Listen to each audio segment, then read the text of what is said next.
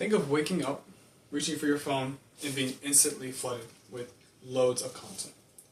Highlight reels of perfect lives, gorgeous headlines, and shots that make you feel bad about the life you live, your worth, and just how you view the world.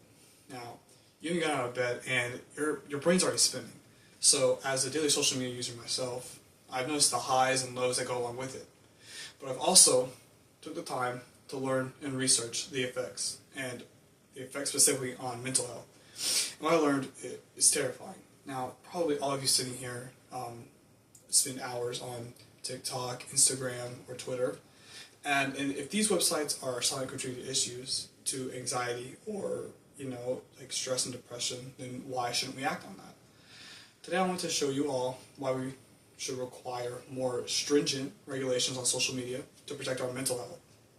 Now, first we will look at how these platforms hurt us, and secondly I will explain why the lack of regulation worsens things, and finally I will share some realistic solutions that I think we could implement either as individual, like governmental, or societal.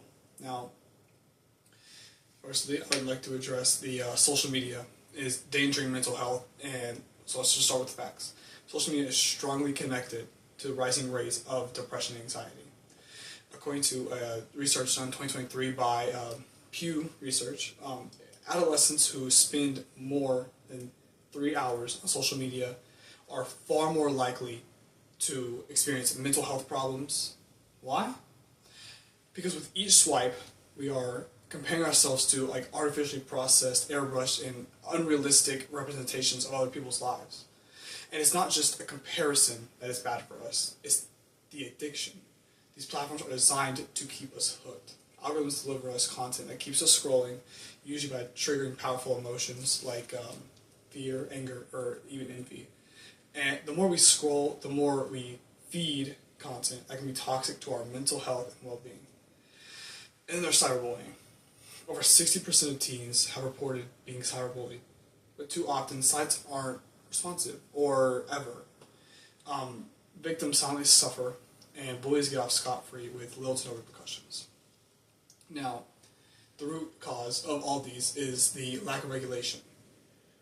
One major reason these persist is it's just unregulated.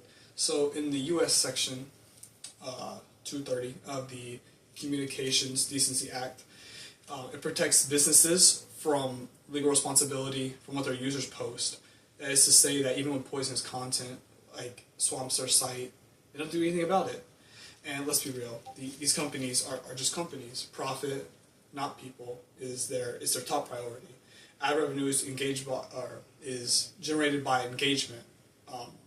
So they have every reason just to keep you scrolling, regardless of what happens to your mental health. But need it not be. In Europe, the Digital Service Act is nudging to platforms towards transparency and responsibility for what they suggest on their platforms. And that's an exhibition of how regulation can work. Just that date isn't to beat. Now, third, I would like to present you all the solution.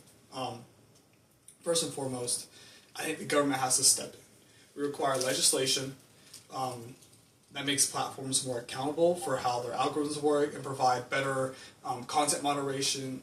We should also maybe give more resources and protections to younger users, like maybe limits on screen time and better age verification tools.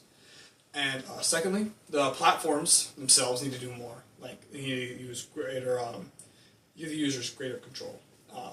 The option to turn off like the algorithm recommendations, and they should start investing in human moderators so they can more effectively combat the hateful content.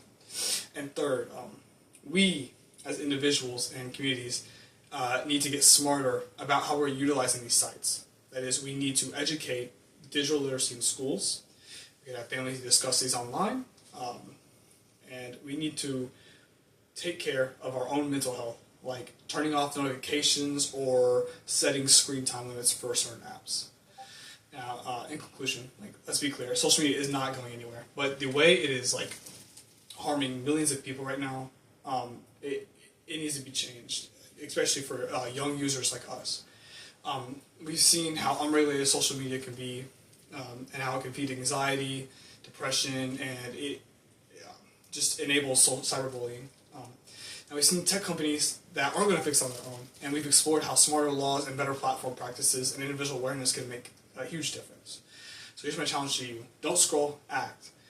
Stand up for regulation, get informed, and talk about these issues with your friends, because the more serious we take these issues, the faster we'll be able to create a digital world that is healthier and safer and more human.